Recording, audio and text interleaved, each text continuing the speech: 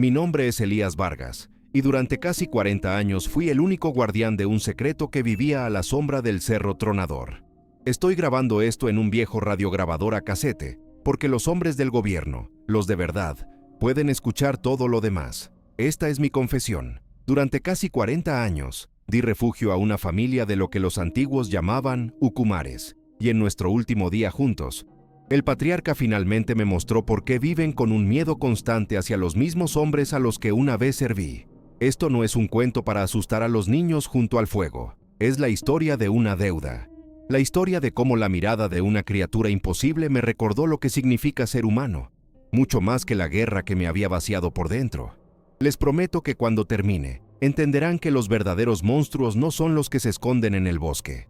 Los verdaderos monstruos usan uniformes y llenan informes. Y entenderán por qué tuve que quemar mi propio mundo para salvar el de ellos. El monte tiene reglas. Eso lo aprendí de la forma más dura, después de Malvinas. Volví del sur con el alma rota y el fantasma de la guerra atorado en la garganta. El ruido incesante de los helicópteros. Puma se me había metido en los oídos y no se iba. Un zumbido metálico que me despertaba por las noches, sudando frío. Los médicos me dieron pastillas. Los psicólogos me dieron palabras vacías. Nada funcionaba, así que hice lo único que se me ocurrió. Escapé. Compré 10 hectáreas de bosque nativo en la Patagonia, a kilómetros de cualquier pueblo, donde el único sonido era el viento filtrándose entre las lengas y los coihues. El silencio, un silencio tan profundo que casi dolía, era la única medicina que empezaba a cerrar la herida. Vine aquí para estar a solas con mis fantasmas, para que el estruendo de mi memoria se ahogara en la inmensidad de la naturaleza. No buscaba compañía, ni humana, ni de ningún otro tipo. Solo buscaba un lugar donde el mundo exterior y sus ruidos de motor no pudieran alcanzarme. La credibilidad de mi historia no está en lo que les voy a contar sobre la criatura, sino en los detalles que nadie se molestaría en inventar. Está en el crujido específico que hacen los coihues bajo el peso de la nieve en las mañanas de julio. Un sonido seco, casi como un hueso que se parte. Está en el sabor a óxido y lluvia del agua de mi pozo. Un sabor que se te pega a la lengua. En la forma en que las maderas de mi cabaña, curadas por décadas de sol y heladas, se encogían y emitían pequeños estallidos con el calor del verano, como si la casa respirara conmigo. Mi rutina era un ancla, cortar leña, revisar las cercas, sentarme en el porche a ver cómo el sol se escondía detrás del tronador, pintando la nieve de la cumbre de un rosa imposible. Vivía según las estaciones, no según el reloj. Esos detalles son mi verdad. Son el suelo firme sobre el que se construyó una historia que parece imposible, pero que fue tan real como el hacha en mi mano o el dolor en mi rodilla. Mi herida era profunda, la clase de herida que no sangra pero que te corroe por dentro. Vine aquí para estar a solas con mis fantasmas, y los tenía. El rostro de un chico de Corrientes que no llegó a cumplir los 19, el olor a turba mojada y a pólvora, el peso del fusil en mis manos entumecidas por el frío. Cada árbol en mi bosque era un soldado silencioso, cada sombra una trinchera. La soledad no era un castigo, era mi penitencia autoimpuesta. Había aprendido a vivir con ese silencio poblado de ecos. Había encontrado una paz extraña en ese aislamiento, una tregua con mi propia memoria. Pero la vida, incluso en el rincón más olvidado del mundo, siempre encuentra una forma de sorprenderte, de poner a prueba la paz que creías haber comprado. Y mi prueba llegó con el rugido de una tormenta que parecía querer arrancar el cielo de cuajo, en el otoño del 84. Una noche que lo cambió todo, una noche en la que el silencio se rompió para siempre. La tormenta de esa noche no fue normal. He vivido aquí 40 inviernos y nunca vi nada igual. El viento aullaba con una furia personal, arrancando ramas y haciendo vibrar los cristales de mi cabaña. La lluvia no caía, se lanzaba horizontalmente, como metralla. Parecía que el cielo se estaba partiendo en dos, justo encima de mi techo de chapa. Yo estaba adentro, junto a la estufa de leña, escuchando el caos y sintiéndome extrañamente seguro, protegido por mis paredes de madera. Es curioso cómo uno se acostumbra a la furia de la naturaleza. La acepta como parte del trato. Pero en mitad de la noche, entre el estruendo de un trueno que hizo temblar el suelo y el silbido del viento, escuché algo más. Un sonido que no pertenecía. Un sonido que cortó a través de la tormenta como un cuchillo caliente. Y supe, con una certeza que me heló la sangre, que algo terrible estaba pasando ahí afuera, muy cerca. El monte estaba gritando. No era el sonido de un trueno, ni el del viento, ni el de un árbol cayendo. Tampoco era un animal. He oído el grito de un puma en celo, el lamento de un ciervo atrapado por una jauría. Conozco los sonidos del bosque. Esto era diferente. Era un quejido sordo, gutural, que venía desde lo más profundo de un pecho enorme. Un sonido de pura y absoluta agonía que me vibró hasta en la suela de las botas. No era un lamento salvaje de una bestia herida. Era algo más. Tenía una cadencia, una resonancia casi humana, como si una persona estuviera siendo destrozada lentamente y no tuviera fuerzas ni para gritar. El sonido se repetía, una y otra vez, un pulso de dolor en la noche. Quedarme adentro era lo sensato, lo que cualquier persona en su sano juicio habría hecho. Pero yo no estaba en mi sano juicio desde las islas. Y ese sonido era una llamada que no podía ignorar. Era una pregunta que exigía una respuesta. Así que hice lo que un soldado hace. Dejé la calidez de la estufa, me puse mi viejo capote militar, agarré el fusil del rincón, por costumbre, más que por miedo, y encendí un farol a querosén, cuya luz temblorosa apenas cortaba la oscuridad y la lluvia torrencial. Cada paso afuera era una batalla contra el viento y el barro. El sonido me guiaba, más débil ahora, intermitente, me llevó hacia el límite sur de mi propiedad, a una zona de bosque más denso que solía evitar, donde sabía que a veces entraban cazadores furtivos desde el pueblo. El corazón me latía con fuerza, una mezcla de adrenalina y un pavor primario. ¿Qué podía producir un sonido así? ¿Qué clase de sufrimiento estaba a punto de encontrar? Mientras avanzaba, con la lluvia helada resbalando por mi nuca, una frase que mi abuelo solía decir me vino a la mente. Hay cosas en el monte que es mejor no ver. Estaba a punto de descubrir cuánta razón tenía, y entonces la encontré. La luz de mi farol se reflejó en algo metálico, y luego barrió una forma inmensa y oscura, caída entre los matorrales. Al principio, mi cerebro no podía procesarlo. Era demasiado grande. Estaba cubierta de un pelo largo y oscuro, apelmazado por el barro y la lluvia. Olía a tierra mojada, a ozono y a algo más, algo almizclado y salvaje. Y entonces vi la causa de su agonía. Su pierna, gruesa como el tronco de un árbol joven, estaba atrapada, destrozada, en una vieja trampa para jabalíes. Dientes de acero oxidados se hundían en su carne, y la sangre oscura se mezclaba con el agua que corría por el suelo. Levantó la cabeza lentamente cuando me acerqué, y la luz del farol iluminó su rostro. No era un oso, no era un mono, era algo que no debería existir, y me miró. Dios mío, ¿cómo me miró? En ese momento, el mundo entero se detuvo, la tormenta, el viento, mi propio pulso, todo desapareció. Solo quedamos ella y yo, la mirada en sus ojos. Eso es lo que lo cambió todo. No era la mirada salvaje y vacía de un animal atrapado. Era inteligente, estaba aterrorizada y estaba llena de un dolor tan profundo, tan consciente, que me partió el alma. Era la misma mirada. Exactamente la misma que había visto años atrás en el rostro de un soldado argentino de 18 años, mientras se desangraba en la turba helada de las islas, mirándome sin poder hablar, pidiendo ayuda con lo único que le quedaba. La criatura ante mí tenía esos mismos ojos, ojos que entendían su situación, que sabían que iban a morir allí, en la oscuridad y el frío. El fusil se sintió pesado e inútil en mis manos. ¿A qué le iba a disparar? ¿A un recuerdo? ¿A un par de ojos que me suplicaban desde el otro lado de la barrera de las especies? En ese instante, dejó de ser un monstruo, una anomalía. Se convirtió en alguien que estaba sufriendo. Y yo era el único que podía hacer algo. Podría haberla dejado ahí, debería haberlo hecho, dar media vuelta, volver a mi cabaña y fingir que nunca había oído nada. Era lo lógico, era lo seguro, era lo que el mundo esperaba de mí. Pero no pude. Esa mirada me había enganchado. Darle la espalda habría sido como abandonar a ese chico en la turba por segunda vez. Así que, sin pensar, dejé el fusil en el suelo y volví casi corriendo a mi galpón, chapoteando en el barro. Agarré el gato hidráulico de mi vieja camioneta, Ford, una herramienta pesada y grasienta. Volví junto a ella. No se había movido, solo me observaba. Su respiración era un vapor denso en el aire frío. Pasé la siguiente hora bajo la lluvia helada, con los dedos entumecidos, luchando contra el mecanismo oxidado de la trampa. Coloqué el gato entre los dientes de acero y empecé a bombear. El metal crujía y gemía en protesta. Ella no emitió ni un sonido. Solo me miraba, confiando, mientras yo abría milímetro a milímetro la mandíbula que la aprisionaba. Finalmente, con un chasquido metálico y sordo, los dientes de la trampa se abrieron lo suficiente. Su pata quedó libre, una masa herida y sangrante. Me quedé quieto, agotado, esperando que huyera o me atacara.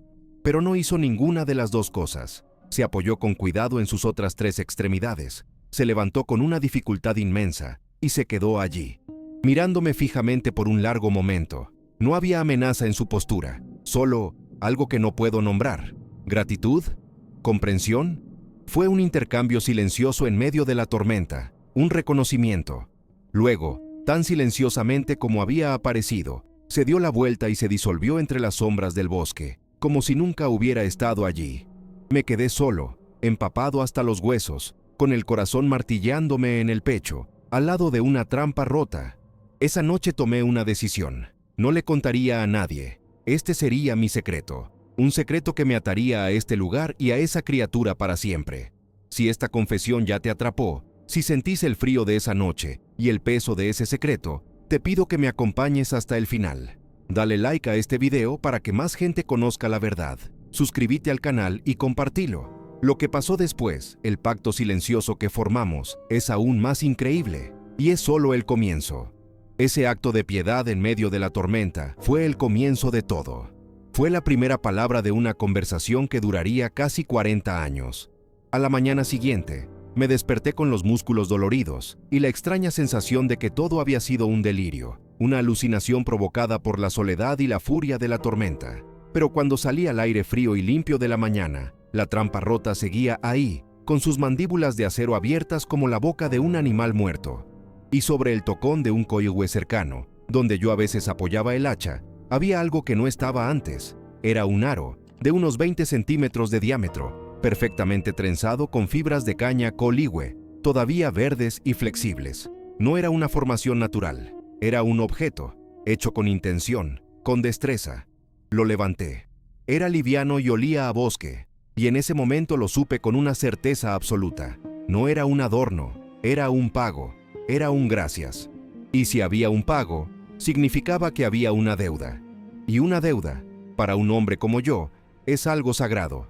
Decidí responder. No sabía cómo, pero sentía que debía hacerlo. Si ella me había dejado un regalo, yo tenía que dejarle otro. Era un código no escrito, una ley de reciprocidad que hasta los hombres más rotos entienden. Entré a mi despensa, un pequeño cuarto frío detrás de la cocina. Miré las bolsas de harina, los fideos, el arroz. Nada de eso parecía correcto. ¿Qué le das a algo que no entiendes? Entonces vi una lata en el estante de arriba, una que guardaba para alguna ocasión especial que nunca llegaba. Duraznos en almíbar. Un lujo, un sabor a civilización, a dulzura en medio de la aspereza de mi vida. Me pareció una ofrenda casi ridícula, pero era lo más parecido a un regalo que tenía. Con mi abrelatas de la mili, abrí la lata, dejando la tapa a medio poner para que no se llenara de lluvia. La llevé afuera y la coloqué con cuidado sobre el mismo tocón donde había encontrado el aro. Me sentí un completo idiota, un viejo loco hablando con fantasmas, pero algo dentro de mí, una voz más antigua que la razón, me dijo que estaba haciendo lo correcto. Un intercambio es una promesa. Al día siguiente, la ansiedad me hizo salir de la cama antes del amanecer. Fui al tocón esperando encontrar la lata volcada, la comida devorada por algún zorro o simplemente ignorada. Pero la lata no estaba, simplemente había desaparecido. No había huellas que yo pudiera reconocer alrededor del tocón, ni restos de almíbar en el suelo, ni la lata abollada tirada por ahí. Se la habían llevado, con un cuidado que desmentía cualquier idea de un animal salvaje. El silencio del bosque esa mañana se sentía diferente. Ya no era un silencio vacío, el de mi soledad. Era un silencio expectante, como el que se hace en una habitación cuando una persona espera que la otra hable. Me di cuenta de que había establecido un canal de comunicación, un puente frágil y silencioso entre mi mundo y el suyo. La criatura había aceptado mi regalo. La promesa se había sellado. Y yo, un hombre que había venido al bosque a no sentir nada, de repente sentí una punzada de algo que se parecía peligrosamente a la esperanza. o al menos, a la curiosidad. Ese fue el comienzo de nuestro ritual. Se convirtió en el motor silencioso de mis días, una rutina que le dio un nuevo propósito a mi aislamiento. Cada pocos días, dejaba algo en el tocón. Al principio no sabía qué ofrecer, así que experimentaba. Un día dejaba una bolsa de manzanas que compraba en el pueblo. Otro día un trozo de pan casero que horneaba en mi estufa a leña. Descubrí que preferían las frutas y las verduras a la carne. Dejaba mantas viejas de lana cuando el invierno arreciaba, pensando en su herida y en el frío. Una vez, leí en un viejo libro de campo que los animales del monte buscan depósitos de sal, así que les dejé un bloque de sal para ganado. Desapareció en una noche. Cada ofrenda era un acto de fe. Cada mañana que encontraba el tocón vacío era una confirmación de que no estaba solo, de que mi gesto era recibido y, quizás, apreciado. Esa rutina se convirtió en mi nueva ancla, mucho más fuerte que la de cortar leña o mirar el atardecer. Era una conversación, y ellos respondían, vaya si respondían. Sus regalos eran mucho más valiosos que mis manzanas o mi pan duro. Un par de semanas después de nuestro primer intercambio, mi vieja herida de esquirla de la guerra, en la rodilla, empezó a dolerme con la humedad. Cojeaba visiblemente y a veces soltaba un quejido al levantarme. Una mañana, encontré en el tocón un atado de hierbas que no reconocí, amarrado con una fina tira de cuero crudo. Olían a menta y a tierra. Por instinto, preparé una infusión con ellas. El dolor no desapareció por completo, pero se alivió de una forma que ninguna pastilla del hospital militar había logrado. Estaban observándome. No solo veían mis idas y venidas al tocón, estaban prestando atención a mi dolor, a mi fragilidad. Estaban cuidando de mí. Aquello me dio un escalofrío que no tenía nada que ver con el frío. La inteligencia detrás de esos gestos era profunda, empática y completamente desconcertante. La prueba más clara de su protección llegó una tarde de verano. Yo estaba en mi porche, limpiando el fusil, una costumbre que nunca abandoné. De repente, escuché un siseo feo y seco muy cerca. Miré hacia abajo y vi una yarará, una víbora venenosa, enroscada a menos de 1 metro de mis botas, lista para atacar. Me quedé helado. Moverme era un riesgo. Buscar el cartucho era demasiado lento. Mientras mi mente se aceleraba, una sombra rapidísima y oscura cruzó el borde de mi visión. Un borrón de pelo y músculo. Hubo un golpe sordo, un chillido agudo de la serpiente, y luego silencio. La sombra se retiró al bosque tan rápido como había llegado. A la mañana siguiente, en el porche, justo donde había estado la víbora, encontré su cuerpo sin vida, con la cabeza aplastada. No estaba en el tocón, estaba en mi puerta. El mensaje era inequívoco, y me heló la sangre. Estás bajo nuestra protección. El peligro que se acerca a tu casa es nuestro enemigo. El pacto ya no era solo un intercambio de bienes, era una alianza. Aprendí a entender sus advertencias, que eran cada vez más sutiles y complejas. A veces, los guardaparques hacían rondas por las zonas aledañas a mi propiedad. Eran buenas personas, pero su presencia significaba una amenaza de descubrimiento. La primera vez que se acercaron, yo no me di cuenta. Estaba achando un tronco caído cuando escuché el canto de un chucao, un pájaro del sotobosque, muy cerca. Pero el canto era extraño, repetitivo, insistente. No era natural. Miré hacia el bosque y vi una figura alta y oscura, apenas visible entre los troncos, que se llevaba una mano a la boca y repetía el sonido, mientras señalaba con la cabeza hacia el camino. Minutos después, escuché el motor de la camioneta de los guardaparques. Aprendí que ese canto era su señal de alarma, una imitación perfecta que solo alguien que viviera en el bosque podría detectar como anómala. Estaban usando el lenguaje del monte para hablarme. Poco a poco, empecé a distinguirlos, aunque nunca me permitieron verlos con claridad. Eran 3. La hembra que había salvado, a la que yo llamaba simplemente ella, se movía con una cautela que antes no tenía, y a veces notaba una leve cojera en su andar, una cicatriz invisible que compartíamos. Luego estaba el macho, una presencia imponente y sobrecogedora. Era más alto, más ancho, una montaña de músculo y pelo oscuro. Su silencio era más pesado, más profundo. Lo llamé el viejo. Parecía el líder, el centinela. Sus ojos, en las raras ocasiones en que los vislumbraba en la penumbra, no tenían el terror de ella, sino una sabiduría antigua y una tristeza infinita. Y finalmente, empecé a notar una tercera figura, más pequeña, más rápida y mucho más curiosa. Un joven. A veces lo veía como un destello fugaz entre los helechos, espiando mis quehaceres con una energía nerviosa que los adultos no tenían. No era una criatura, eran una familia. Y yo, sin quererlo, me había convertido en su vecino. Las reglas de nuestro pacto nunca se dijeron, pero se hicieron tan claras como la roca y el agua. La primera y más importante era la del territorio. Mi propiedad terminaba en el arroyo que serpenteaba por el fondo del valle. Ese arroyo era la frontera. Una vez, al principio, la curiosidad me venció y lo crucé, adentrándome unos metros en su lado del bosque. De inmediato, un gruñido bajo y retumbante, que pareció nacer de la misma tierra, me detuvo en seco. No fue una amenaza de ataque, sino una orden, un hasta aquí. No volví a cruzarlo nunca más. Ellos, por su parte, respetaban mi espacio con la misma rigidez. El tocón era su punto más cercano, pero nunca, en 40 años, vi a ninguno de ellos cruzar la línea imaginaria de los árboles que rodeaban el claro de mi cabaña. Respetaban mi hogar como yo respetaba el suyo. Era un tratado de paz entre dos mundos, firmado en el silencio y la distancia. El monte tiene reglas. Otra regla la aprendí a un alto costo emocional. Un otoño. La caja de cambios de mi vieja camioneta se rompió. Pasé 2 días enteros trabajando en ella, con el capó levantado. El sonido del metal contra el metal, los martillazos, el olor a grasa y aceite llenaban el aire.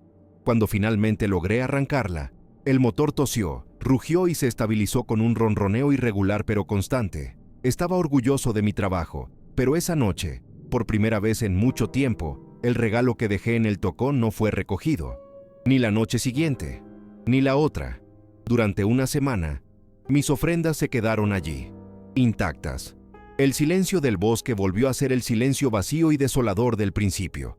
El pánico se apoderó de mí. ¿Los había ofendido? ¿Se habían ido para siempre? Entonces lo entendí.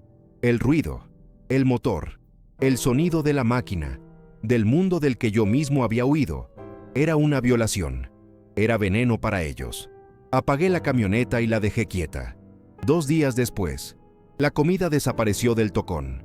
Había aprendido. Su inteligencia me dejaba sin aliento y a veces me asustaba. Durante un invierno particularmente crudo, contraje una neumonía que me tuvo en cama casi 2 semanas. Una tos de perro, como la llamaba mi padre, me sacudía el cuerpo y no me dejaba dormir. Estaba débil, febril y completamente solo. No podía ni levantarme para mantener el fuego vivo. Una noche, tiritando bajo 3 mantas, escuché un suave rasguño en la puerta de la cabaña. Demasiado débil para sentir miedo, simplemente esperé. A la mañana siguiente, cuando por fin logré arrastrarme fuera de la cama, encontré en el porche, no en el tocón, un atado de hojas frescas de palo piche, una planta medicinal que crece a mucha más altura y que yo no había visto en esta zona del bosque. No solo sabían que estaba enfermo, habían escuchado mi tos a través de las paredes de madera. Habían diagnosticado mi mal y habían roto su propia regla de no acercarse para traerme la medicina a mi puerta. Me estaban escuchando. Siempre. El vínculo se hizo tan profundo que empezó a reflejarse de formas extrañas y conmovedoras. Yo tengo una cojera permanente por la herida de la guerra, que se acentúa con el frío o la humedad. Un día, mientras cortaba leña, vi un movimiento rápido entre los árboles. Era el joven. Se escondió detrás de un gran helecho, pero no lo suficientemente bien. Me estaba observando. Y entonces, lo vi hacer algo que me dejó el hacha suspendida en el aire.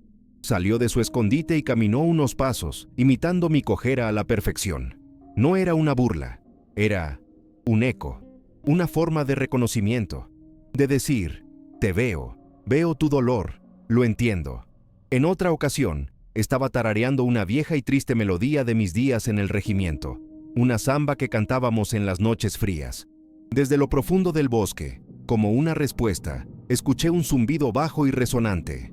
El viejo estaba repitiendo la melodía, no con palabras, sino con un tono gutural y melancólico que era la viva imagen de mi propia nostalgia. Estábamos compartiendo un sentimiento sin necesidad de un lenguaje. Pero la rutina de intercambios y señales silenciosas se rompió una tarde fría de mayo. En el tocón, debajo de un par de piñones de araucaria perfectamente apilados, había algo más. algo que no pertenecía a ese lugar. No era una planta, ni una piedra, ni nada del bosque. Era un objeto pequeño, metálico y sucio. Lo levanté. Mis dedos, torpes por el frío, limpiaron el barro y la tierra. El corazón me dio un vuelco. Era una chapa de identificación militar, del tipo que usábamos en el ejército argentino. Estaba abollada y arañada, pero la forma y el tacto del metal eran inconfundibles. El pequeño trozo de metal se sentía helado en la palma de mi mano, pero una ola de calor me subió por el cuello. ¿De dónde habían sacado esto? ¿Cómo había llegado hasta aquí? ¿A este rincón olvidado del mundo y a las manos de una familia de criaturas imposibles? El misterio de su existencia acababa de chocar de frente con el fantasma más grande de mi propia vida. La sangre se me heló en las venas. Le di la vuelta a la chapa. Los nombres y números estaban casi borrados por el tiempo y el maltrato, pero pude distinguir el sello del ejército argentino. Era de mi época. Podría haber sido la chapa de un compañero, de alguien que conocí, o incluso la mía propia, perdida hacía décadas. ¿Cómo? La pregunta me martilleaba el cráneo. ¿La encontraron? ¿Se la quitaron a alguien? El pacto silencioso que habíamos construido, basado en manzanas y hierbas medicinales, de repente se tiñó de una oscuridad que no provenía del bosque, sino del mundo de los hombres. Esto no era un regalo, era una advertencia, o una pregunta, o peor aún, una confesión. No sabía qué hacer. Entré a la cabaña, con la chapa apretada en el puño, y levanté una tabla suelta del suelo, debajo de mi cama. La metí dentro de una vieja lata de café vacía y la enterré allí. Fue el primer secreto que le guardé al mundo por ellos, un secreto de metal y de guerra. Pero no sería el último. Los años se fueron mezclando, marcados por las estaciones y los intercambios silenciosos en el tocón. El vínculo se hizo tan natural como la respiración. Ya no me preguntaba si eran reales, eran una parte de mi vida tan tangible como el hacha en mi mano o el dolor en mi rodilla. El joven crecía, y con él, su curiosidad. Al principio, sus regalos eran simples imitaciones de los míos. Una pila de piñas donde yo dejaba manzanas, una rama curiosamente torcida donde yo dejaba una manta. Pero con el tiempo, sus gestos se volvieron más complejos, más personales. Una tarde, después de verme pasar horas reparando una sección de la cerca con alambre, encontré en el tocón una pequeña y torpe escultura de ramas entrelazadas, unidas con tiras de corteza. Era su intento de replicar mi trabajo. Un alumno mostrándole al maestro lo que había aprendido. No pude evitar una sonrisa. Por primera vez en décadas, no me sentía como un fantasma, sino como un vecino. El momento más profundo de nuestra conexión no involucró ningún regalo. Fue una tarde de otoño, gris y melancólica, el aniversario del día que nos retiramos de las islas. El peso de los recuerdos era insoportable. No corté leña, no revisé las cercas, simplemente me senté en el porche, con la mirada perdida en los árboles, sintiendo el frío de la turba en mis huesos otra vez. Estaba completamente hundido en mi propia oscuridad, y entonces lo sentí, una presencia. Levanté la vista y allí estaba el viejo, de pie en el borde del claro, más cerca de lo que nunca había estado. No se movió, no hizo ningún sonido, simplemente se quedó allí, una figura monolítica y silenciosa, mientras el sol se ponía. Estuvo conmigo, compartiendo mi vigilia silenciosa, durante casi una hora.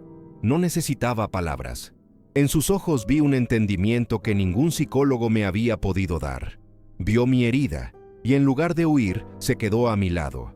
Incluso hubo momentos de algo que solo puedo describir como juego. El joven se volvió más atrevido. Una mañana, mientras tomaba mi café en el porche, una piña rodó desde el borde del bosque y se detuvo cerca de mis botas. La ignoré. Un minuto después, otra piña rodó hasta el mismo lugar. Levanté la vista y vi un destello de movimiento. Dos ojos curiosos que me espiaban desde detrás de un tronco. Una oleada de algo cálido, algo olvidado, me recorrió. Con una sonrisa que se sentía extraña en mi cara, le di un suave puntapié a la piña, devolviéndola hacia el bosque. Desapareció entre los árboles. Segundos después, salió rodando de nuevo. Pasamos casi media hora así, un viejo soldado y una criatura imposible, en un juego tan simple y profundo como el latido del corazón. Por un momento, no había guerra, no había dolor, no había soledad, solo un juego entre dos seres vivos bajo el sol de la Patagonia. La prueba más grande de nuestro vínculo la que demostró que ya no éramos solo vecinos, sino una especie de familia. Llegó una noche de invierno. Una tormenta de nieve me había dejado aislado durante días. Mientras intentaba despejar un camino hacia el galpón de la leña, resbalé en una placa de hielo oculta y caí aparatosamente.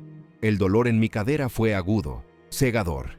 Supe de inmediato que algo se había roto. Grité, una mezcla de dolor y rabia.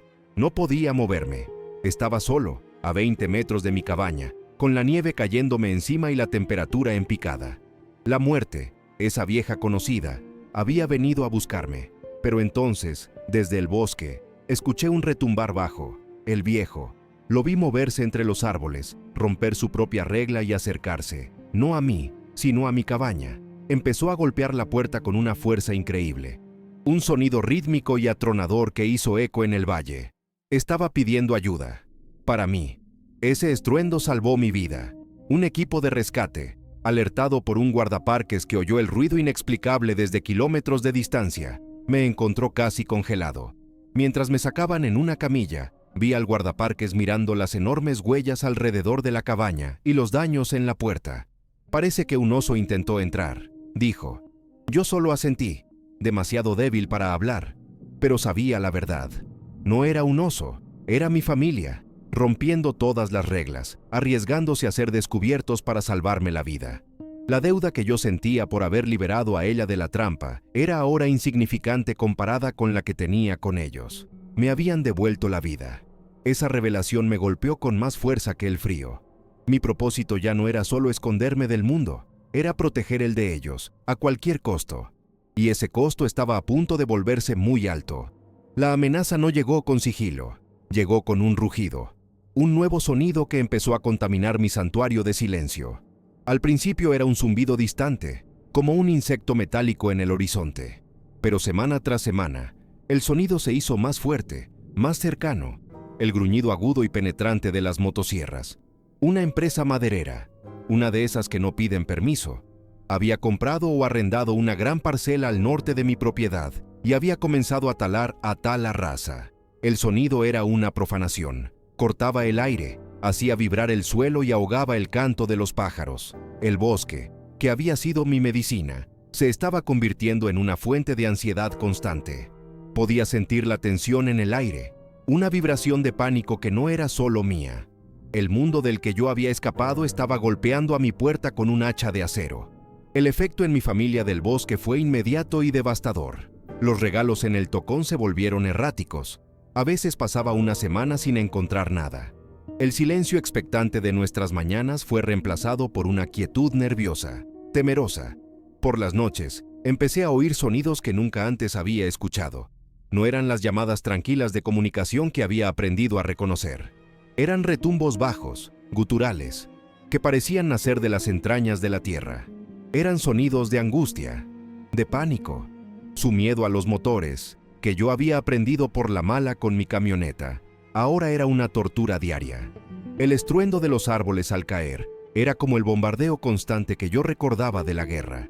Estaban atrapados, asediados por un enemigo invisible cuyo único lenguaje era la destrucción.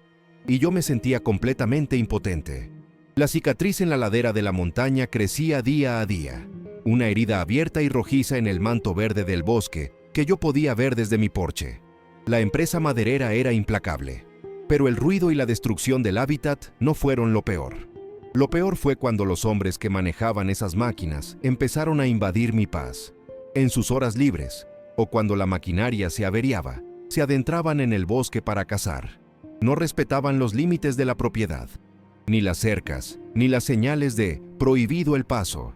Empecé a encontrar sus huellas, latas de cerveza vacías y cartuchos de escopeta usados cada vez más cerca de mi cabaña. Eran ruidosos, descuidados y peligrosos. Sentía su presencia como una infección, una profanación de mi mundo y, sobre todo, del de ellos. La tensión era un nudo en mi estómago. Sabía que era solo cuestión de tiempo antes de que ocurriera un desastre. Y el desastre casi ocurre en una tarde gris de otoño. Yo estaba revisando la cerca del límite sur, la más alejada de la actividad maderera, cuando los escuché. Dos hombres, vestidos con ropa de trabajo sucia, riendo a carcajadas. Llevaban rifles de caza al hombro. No me vieron, Pasaron a menos de 50 metros de mí, cruzando mi alambrado como si no existiera.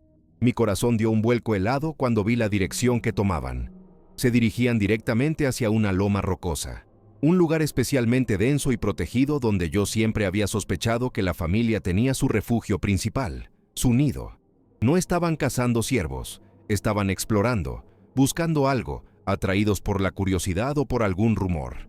Iban a tropezar con un secreto que el mundo no estaba preparado para conocer. Iban a convertir mi santuario en una escena de masacre. La sangre me hirvió en las venas, una furia protectora, una rabia fría y primal que no sentía desde la guerra, se apoderó de mí. Estos hombres, con su ignorancia y su arrogancia, iban a destruir lo único puro que me quedaba en la vida. No podía enfrentarlos directamente. Eran dos, estaban armados, y yo era un viejo. Llamar a los guardaparques tardaría demasiado. Tenía que actuar ya. Tenía que usar mis propias habilidades, las que el ejército me había enseñado, las que había usado para sobrevivir en las islas. El rastreo, el sigilo, el uso del terreno. Dejé caer mi herramienta y me deslicé entre los árboles, moviéndome en paralelo a ellos, usando el ruido del viento y el crujido de las hojas para enmascarar mis pasos. Mi mente estaba clara, fría como el acero. No iba a dejar que llegaran a esa loma. No mientras yo respirara. Les di la vuelta, usando un viejo sendero de animales que solo yo conocía. Corrí agachado, con el corazón martilleándome en el pecho, no por miedo, sino por la adrenalina de la caza. Me adelanté a ellos, subiendo a una pequeña elevación que dominaba el camino que estaban siguiendo. Me tumbé detrás de unas rocas, con el viejo fusil Mauser que siempre llevaba conmigo al revisar las cercas. No era un arma de caza para mí, era una herramienta, un recuerdo, pero en ese momento se convirtió en la única voz que esos hombres entenderían. Esperé, controlando mi respiración, hasta que estuvieron en un claro justo debajo de mí. No apunté a ellos, nunca lo haría. Apunté al cielo, por encima de sus cabezas. Contuve la respiración y apreté el gatillo. 1, 2, 3 veces. El estruendo de los 3 disparos fue ensordecedor en el silencio de la tarde. Los ecos rebotaron entre las montañas como el rugido de un dios enojado. Los pájaros levantaron el vuelo en una nube de pánico. Los 2 hombres se quedaron congelados, sus rostros pálidos de terror. Antes de que pudieran recuperarse, llené mis pulmones y grité con toda la fuerza que pude reunir. Una voz gutural y salvaje que no parecía mía. «Fuera de aquí. Es un puma. Acaba de atacar al ganado. Largo». Mi voz, amplificada por el valle, sonó monstruosa. No necesitaron más. Se dieron media vuelta y corrieron, tropezando y cayéndose en su pánico, sin mirar atrás. Me quedé allí, temblando, mientras sus figuras desaparecían. El silencio que cayó después fue absoluto, pesado. Había protegido a mi familia, pero sabía, con una certeza terrible, que acababa de declararle la guerra al mundo exterior. El precio de mi acción no tardó en llegar. Unos días después, en mi viaje semanal al pueblo para comprar provisiones, lo sentí de inmediato. Las miradas, en el almacén general, donde el dueño solía saludarme con un gesto amable, ahora solo había un silencio frío. Los pocos clientes que había se callaron cuando entré y me observaron de reojo, susurrando entre ellos. En la estación de servicio, vi a los 2 madereros. Uno de ellos me señaló con la barbilla y le dijo algo al otro. Sus risas fueron de burla, no de miedo. La historia se había esparcido como un reguero de pólvora, pero se había torcido en el camino. Ya no era un vecino advirtiendo de un peligro. Era el veterano loco del monte, el viejo ermitaño que disparaba al aire y gritaba sandeces. El apodo se me pegó como el barro. Dejé de ser invisible para convertirme en un bicho raro, un paria. La estocada final a mi anonimato llegó una semana después. La camioneta del guardaparque subió por mi camino de entrada. Era un muchacho joven, respetuoso, pero con ojos que no se perdían un detalle. Dijo que venía por una denuncia. Unos madereros dicen que los amenazó con un arma, dijo, aunque su tono era más de curiosidad que de acusación. Le conté mi versión, la del puma. Él asintió, pero su mirada recorrió mi cabaña, mi propiedad, el denso bosque que la rodeaba. Tenga cuidado, Elías. La gente se pone nerviosa, y andar disparando por ahí puede traerle problemas serios. Fue una advertencia amistosa, pero el mensaje era claro. Estaba en su radar.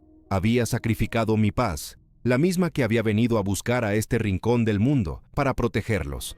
Mi soledad autoimpuesta se había convertido en un aislamiento forzado, pero mientras miraba hacia el bosque esa noche, sabía que lo volvería a hacer. Las preguntas, sin embargo, se hacían más urgentes. ¿Por qué ese terror a los motores? ¿Cuál era la historia de esa chapa de identificación que ardía bajo el suelo de mi cabaña? Protegerlos ya no era suficiente, necesitaba entender. El punto de inflexión, el momento en que nuestra relación silenciosa se transformó en una deuda de sangre, no llegó con un estruendo ni con un regalo, sino con el fallo de mi propio cuerpo.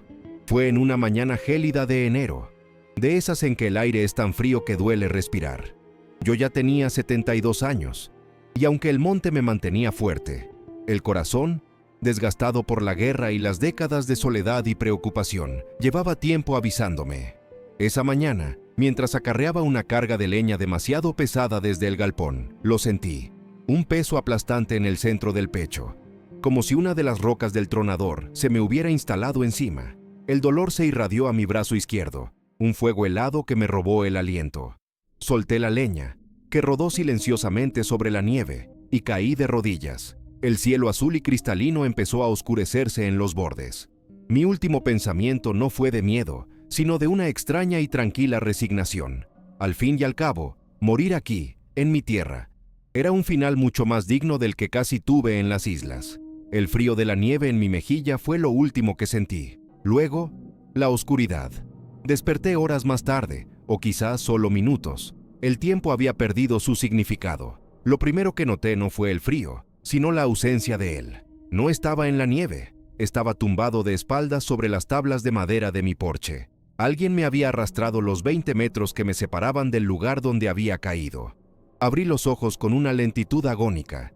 El sol estaba más alto, quemando mis pupilas. Estaba envuelto en mi propio capote militar, el que había dejado colgado en una percha junto a la puerta, y sobre mí, cubriéndome el pecho y las piernas, había una manta tosca pero increíblemente efectiva, tejida con ramas de pino y helechos, que conservaba una sorprendente cantidad de calor. Mi corazón latía de forma errática, dolorosa, pero latía. Alguien no solo me había encontrado, me había movido, me había abrigado, había intentado salvarme la vida de la única forma que sabía. El aire olía a resina de pino y a tierra mojada. Olía a ellos. Giré la cabeza con un esfuerzo que me costó un gemido, y entonces lo vi. De pie en el borde del claro, justo en la línea donde el bosque reclama su territorio, estaba el viejo. Era la primera vez que lo veía tan claramente a la luz del día, y la visión me cortó la poca respiración que tenía. Era inmenso, una silueta monolítica contra la nieve brillante. Su pelaje oscuro absorbía la luz, y su aliento formaba una densa nube de vapor en el aire gélido. No se movía. Era una estatua de poder y paciencia. Un centinela. No me miraba como un animal curioso mira a otro. Sus ojos, profundos y oscuros, estaban fijos en los míos, evaluando, esperando. Había una inteligencia allí, una gravedad que era casi insoportable. No había ninguna duda en mi mente. Él me había salvado. Él había roto su regla más sagrada, la de no cruzar al claro, para arrastrar mi cuerpo inerte hasta la seguridad de mi hogar. Permanecimos así, mirándonos, en un silencio que contenía todo el peso de 40 años. Yo, un viejo soldado roto, tumbado e indefenso. Él, una criatura de leyenda, un guardián imposible.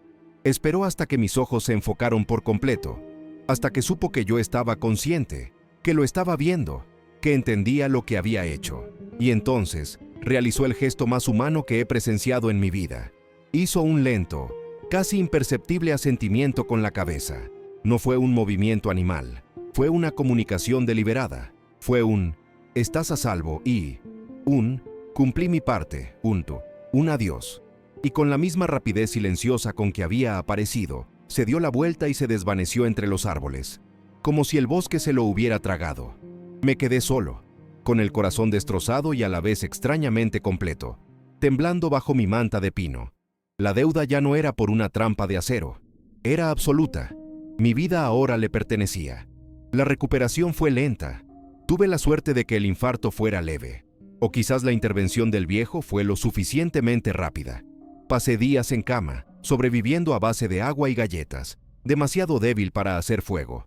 En esos días de quietud forzada, mi mente no dejaba de reproducir la imagen del viejo en el borde del bosque y su lento asentimiento. La magnitud de lo que había sucedido me abrumaba. No era solo instinto de protección.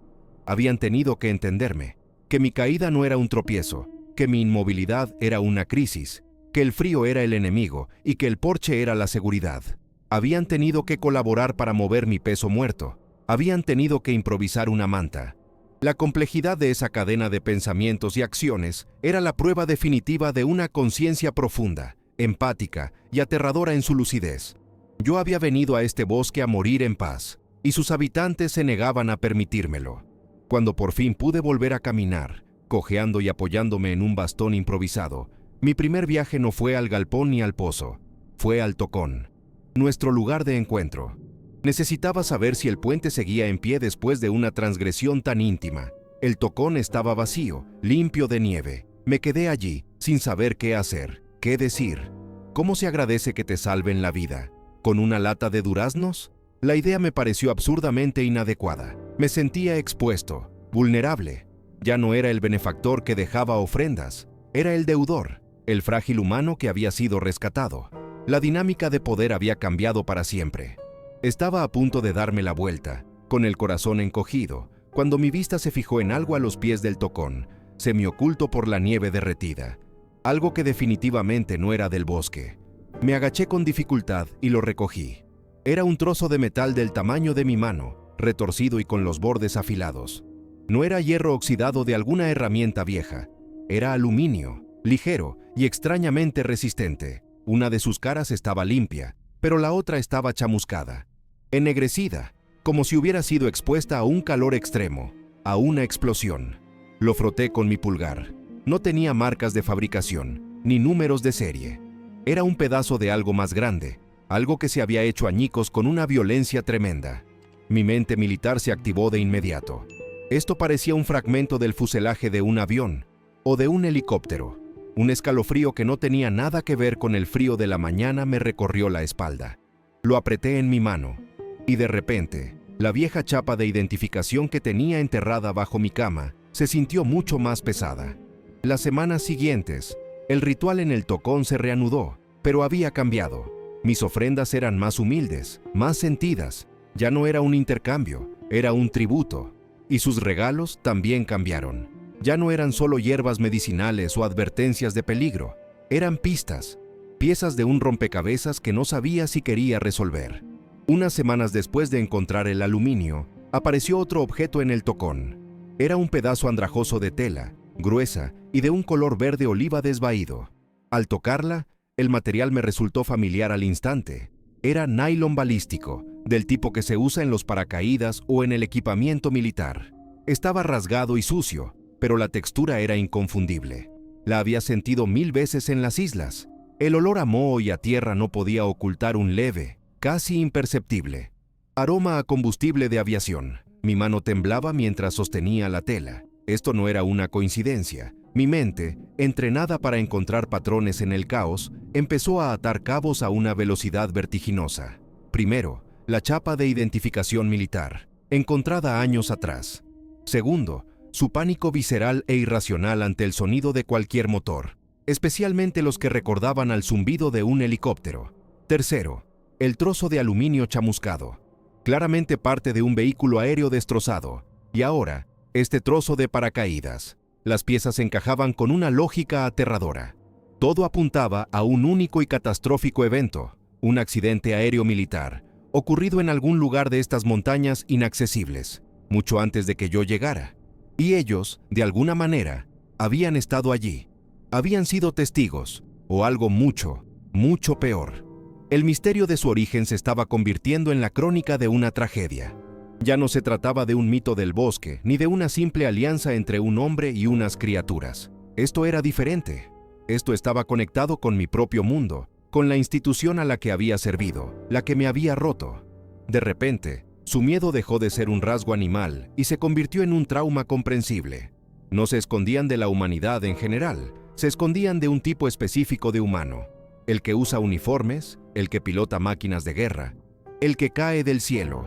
Dejé de verlos como protectores místicos del bosque. Empecé a verlos como supervivientes, como víctimas. Y yo, que me había considerado su guardián, me di cuenta de mi nueva y terrible posición. Ya no era solo un protector. Me había convertido, sin quererlo, en el confesor de un crimen o una tragedia que llevaban décadas intentando contarle a alguien. El peso de esta nueva comprensión era inmenso. La familia del bosque no me estaba dejando objetos al azar. Me estaban dando pruebas. Estaban usando nuestro lenguaje silencioso, el del tocón, para comunicarse de la única forma que podían, mostrándome fragmentos de su peor recuerdo.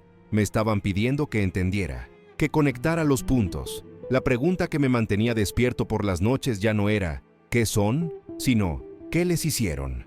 El miedo a los madereros y a los cazadores furtivos palideció en comparación con el nuevo pavor que crecía en mi interior. El pavor a la verdad. Una verdad que implicaba al gobierno, al ejército, a los hombres a los que una vez llamé hermanos. Protegerlos de un cazador era una cosa. Protegerlos de la memoria y las consecuencias de un secreto de Estado era una batalla que un viejo soldado no podía ganar. Si la historia de esta deuda de vida te conmueve, si empezás a ver que los monstruos y las víctimas no siempre son quienes parecen, te pido que sigas a mi lado. Dale like a este video para que su verdad no se pierda en el silencio. Suscríbete para no perderte el final de esta confesión y compartilo. Porque lo que viene ahora es la llegada del verdadero peligro. Los hombres que no cazan con rifles, sino con satélites e informes. Y la revelación final, la que me mostraron en su último día, es más terrible de lo que jamás pude imaginar. Quédate hasta el final. Te lo debo a vos, y se lo debo a ellos.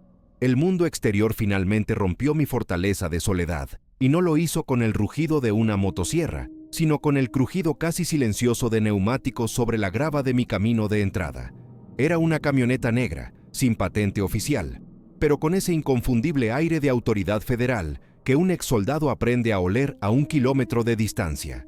Brillaba bajo el sol patagónico, una mancha oscura y perfecta en mi mundo de imperfecciones naturales. Se detuvo a una distancia respetuosa de la cabaña, y durante un largo minuto, nadie bajó. Fue un movimiento calculado, una táctica de intimidación para que la ansiedad hiciera su trabajo. Me quedé en el porche, con las manos apoyadas en la baranda, sintiendo cómo el viejo zumbido de la paranoia, el que aprendí en las islas, volvía a despertarse en mis oídos. El silencio del motor apagado fue más amenazante que cualquier ruido que hubiera escuchado antes. Sabía, con una certeza que me helaba los huesos, que no estaban aquí por un viejo ermitaño. Estaban aquí por mi secreto.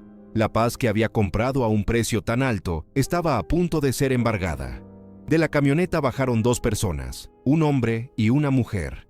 No llevaban uniformes, pero su ropa era casi un disfraz, botas de montaña de marca, pantalones cargo impecables, camperas de un material técnico que susurraba con cada movimiento. Parecían salidos de un catálogo de montañismo, demasiado limpios, demasiado estériles para este lugar. Se acercaron con una calma profesional, sin sonreír. El hombre era alto, con el pelo corto y una mirada que no revelaba nada. La mujer era más joven, con los ojos afilados de un analista.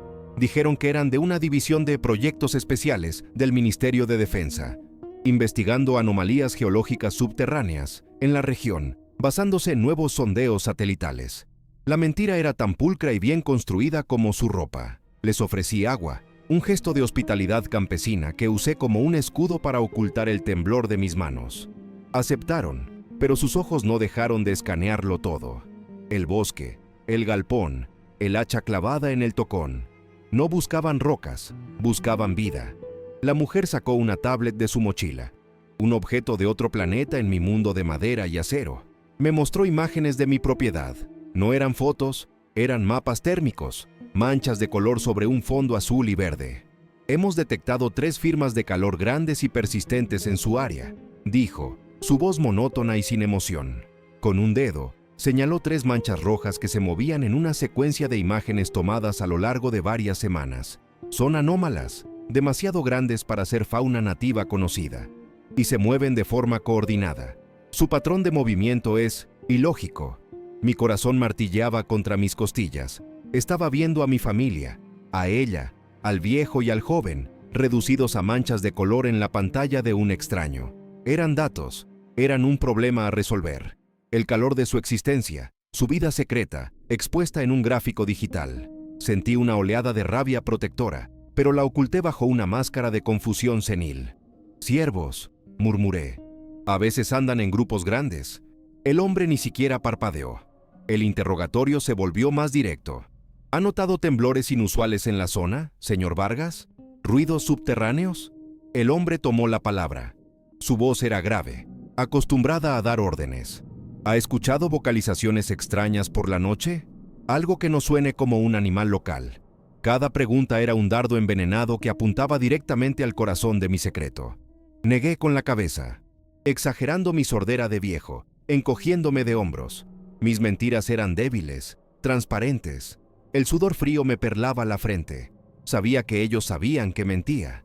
Mi paranoia, afilada en las islas, me gritaba que cada pausa, cada carraspeo, me estaba delatando. No estaban aquí para preguntar, estaban aquí para confirmar lo que sus máquinas ya les habían dicho. Yo no era una fuente de información. Era el último obstáculo local antes de que desplegaran su operación. Era el perro guardián, viejo y cansado, de un tesoro que ya habían localizado en su mapa. Entonces, la mujer pronunció las palabras que convirtieron mi miedo en puro terror. Mientras guardaba la tablet, dijo casi como al pasar: «Estamos activando un protocolo de contención y recuperación para un activo biológico perdido durante un incidente de transporte a mediados de los 70. La frase fue lanzada con una frialdad burocrática que me revolvió el estómago. Activo biológico, un incidente de transporte. Las piezas del rompecabezas que yo había estado juntando dolorosamente durante años, la chapa militar, el aluminio de avión, el trozo de paracaídas, su miedo a los motores, encajaron de golpe con una claridad monstruosa. No buscaban un mito, no estaban rastreando una especie desconocida, estaban cazando algo que les pertenecía, algo que habían creado o modificado y perdido. Mi familia del bosque no era un eslabón perdido, eran propiedad del gobierno. Eran un experimento fallido, un arma que se había escapado de su jaula, y estos eran los cazadores enviados a recuperarla, viva o muerta. Se fueron tan tranquilamente como llegaron, dejándome en un silencio que ahora se sentía contaminado, violado. Pero no se fueron lejos. Al día siguiente, usando mis viejos binoculares de la guerra, los vi. No a ellos directamente, sino a su trabajo. Un equipo más pequeño, moviéndose con eficiencia militar a lo largo de los senderos públicos que bordeaban el límite de mi tierra. No entraron en mi propiedad, fueron cuidadosos con eso, pero estaban plantando algo. Pequeños postes metálicos con luces parpadeantes que hundían en la tierra cada 100 metros. Sensores sísmicos, micrófonos de largo alcance. Estaban tejiendo una red electrónica alrededor de mi santuario, convirtiendo el bosque en una jaula digital. Cada sensor era un clavo en el ataúd de la libertad de mi familia. Ya no era mi bosque, se había convertido en una zona de operaciones.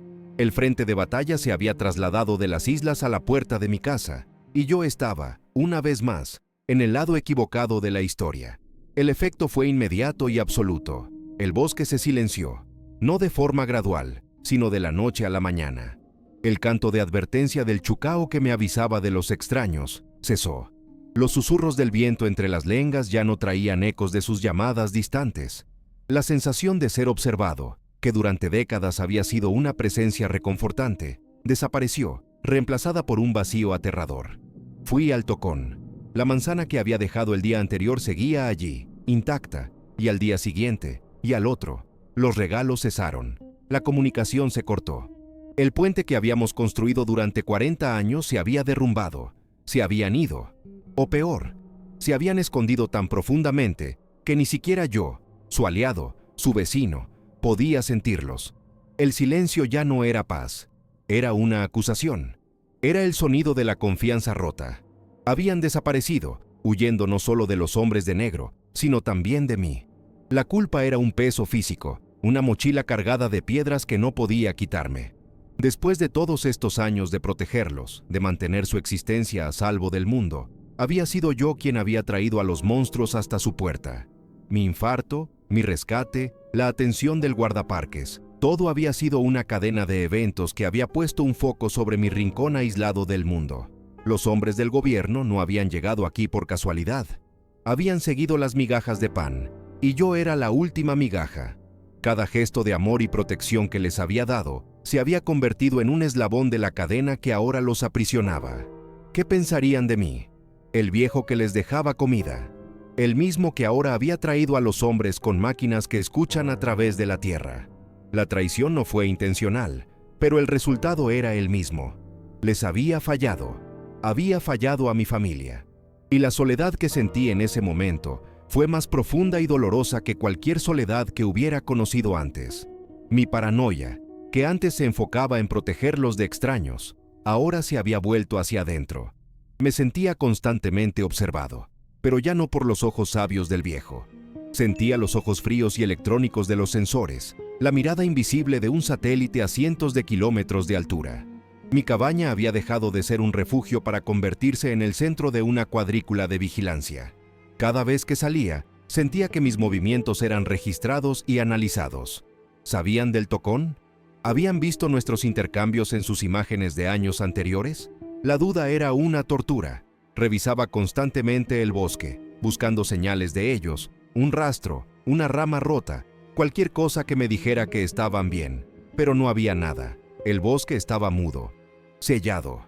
La guerra que había intentado dejar atrás me había encontrado, pero esta vez el enemigo era invisible y mi lealtad estaba dividida entre los hombres a los que una vez serví y las criaturas a las que había jurado proteger. En la quietud de una noche insoportablemente larga, mientras el silencio gritaba mi fracaso, tomé una decisión. No podía quedarme de brazos cruzados, esperando a que la red se cerrara. No podía vivir con la culpa de haberlos entregado. Había una sola posibilidad, un último acto desesperado. Tenía que advertirles, tenía que encontrarlos y decirles que el peligro era real, que yo no los había traicionado a propósito. Y para eso, tenía que romper la regla más antigua y sagrada de nuestro pacto, la única frontera que nunca había violado en 40 años. Miré a través de la ventana hacia la oscuridad del bosque, hacia el otro lado del arroyo.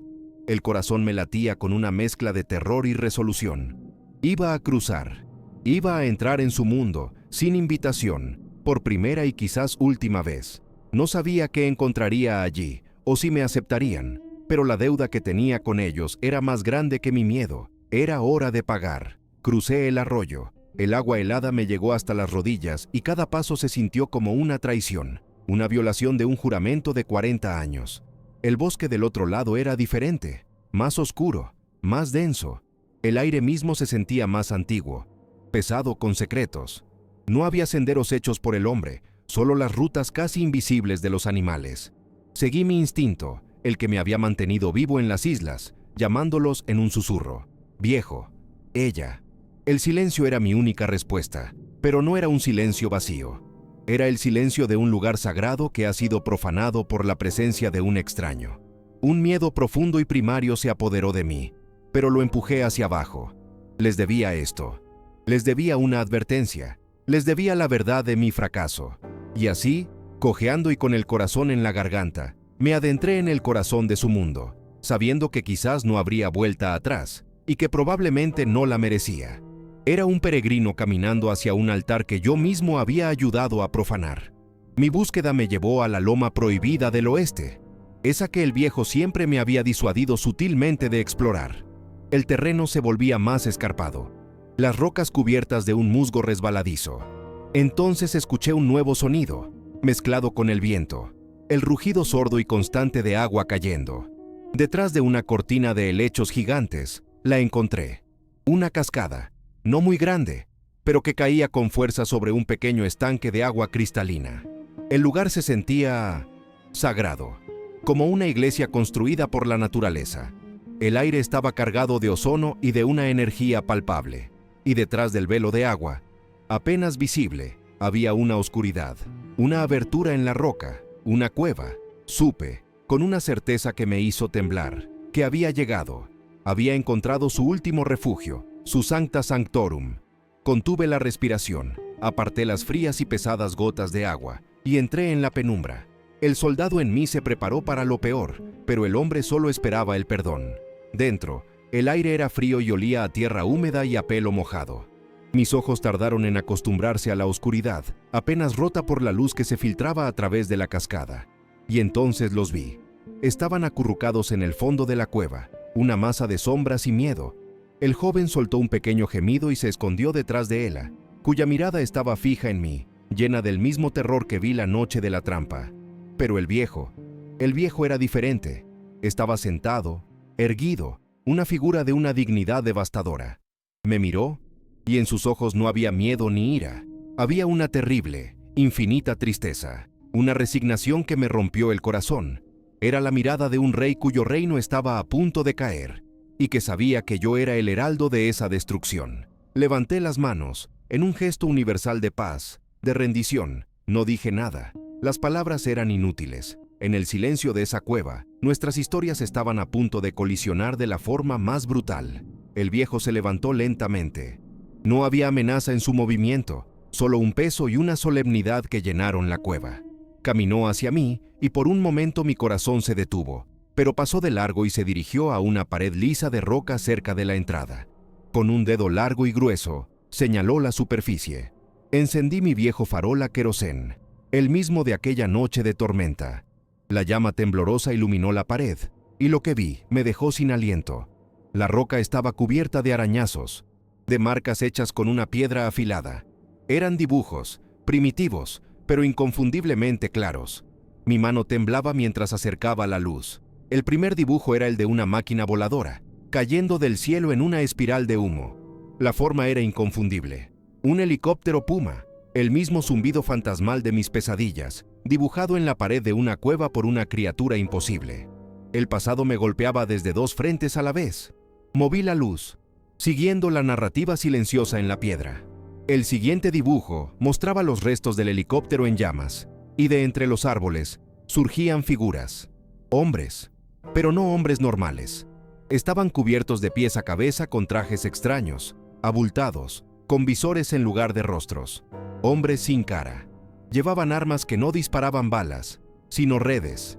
La siguiente escena era de un caos violento. Las redes volando, atrapando a varios de su especie que gritaban en silencio sobre la roca.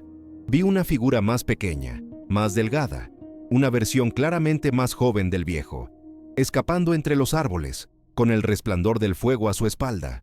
Comprendí su terror al fuego, su pánico ante los motores. No era un miedo animal, era un trauma. Era el recuerdo grabado en la memoria de su especie de una cacería brutal y tecnológica. No se escondían de los cazadores, se escondían de los recolectores. Mi farol iluminó la última y más terrible imagen.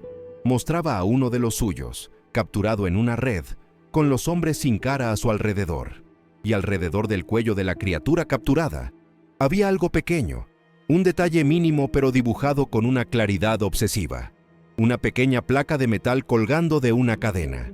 Mis ojos se abrieron de par en par. La chapa de identificación. El viejo, que había estado observando mi rostro todo el tiempo, se acercó a la pared. Señaló el dibujo del Ukumar capturado, luego señaló la chapa en su cuello, y entonces se señaló su propio pecho ancho y cubierto de pelo, y dejó escapar un retumbar bajo y gutural, un sonido que no era de ira, sino de una confesión dolorosa. La verdad me golpeó como un mazazo, robándome el aire. Eran ellos, no encontraron la chapa, pertenecía a uno de los suyos. No eran un eslabón perdido descubierto por el gobierno, eran un arma fallida, un experimento que se soltó. No se escondían de la humanidad, se escondían de sus creadores. En ese preciso instante, mientras la monstruosa verdad se asentaba en mi mente, un nuevo sonido cortó el rugido de la cascada. Débil al principio, pero creciendo rápidamente. El sonido inconfundible de vehículos todoterreno acercándose, el crujido de ramas bajo las botas, las voces apagadas y profesionales de hombres que se mueven con un propósito. El equipo de recuperación, estaban aquí, nos habían encontrado, la red se estaba cerrando. Miré al viejo, sus ojos, antes llenos de tristeza, ahora contenían una súplica desesperada. Miró a su familia, acurrucada en la oscuridad, y luego a mí. El mensaje era claro. Sálvalos. No podía luchar contra ellos. Era un viejo contra un equipo de operaciones especiales del gobierno. No podía ganar con la fuerza. Pero la guerra me había enseñado algo. Si no puedes vencer al enemigo, puedes usar el terreno. Puedes crear caos. Puedes quemar el mundo para cubrir una retirada. Corrí desde la cueva, con una claridad desesperada en mi mente.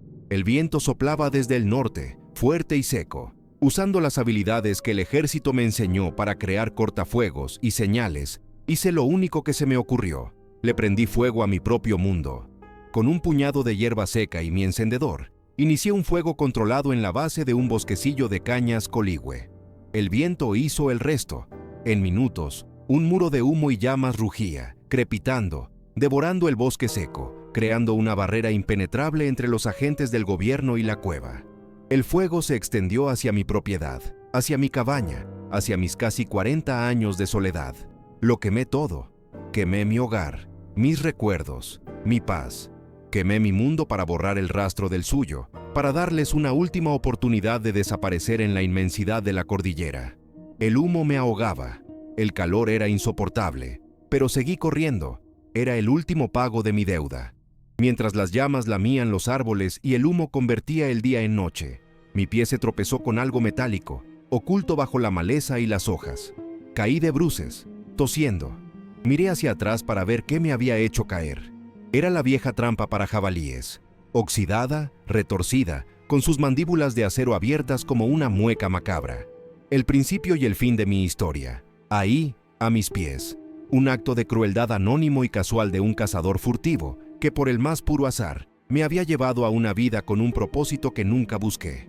Una vida dedicada a proteger a las víctimas de una crueldad mucho mayor, una crueldad organizada y con uniforme. Me reí, una risa ahogada por el humo. Era una broma cósmica. Mi último recuerdo lúcido es el de los bomberos gritando, arrastrándome fuera del infierno que yo mismo había creado. El mundo se volvió negro, con el sonido de sirenas reemplazando el rugido del fuego. Cuento esta historia ahora desde una habitación tranquila con paredes blandas. Ellos, los hombres de traje, los médicos, dicen que estoy confundido. Un viejo veterano loco que sufrió un brote psicótico y quemó su propia tierra. El veterano loco del monte. Al final tenían razón, pero al desacreditarme, sin quererlo, protegieron el secreto para siempre. La historia del incendio del tronador se convirtió en la leyenda de un ermitaño senil, no en la crónica de una operación de encubrimiento militar. Yo sé la verdad, y la grabo en esta vieja cinta de casete, porque sé que ellos escuchan todo lo demás. Nunca los volví a ver, pero en las noches claras, a veces miro hacia las cumbres nevadas y espero que sean libres, que hayan encontrado un lugar tan alto y tan lejano que ninguna máquina pueda alcanzarlos. El secreto más grande que guardé no fue el de su existencia, sino el de su origen. Fue mi último saludo, mi despedida silenciosa a una familia de soldados, como yo, abandonados detrás de las líneas enemigas.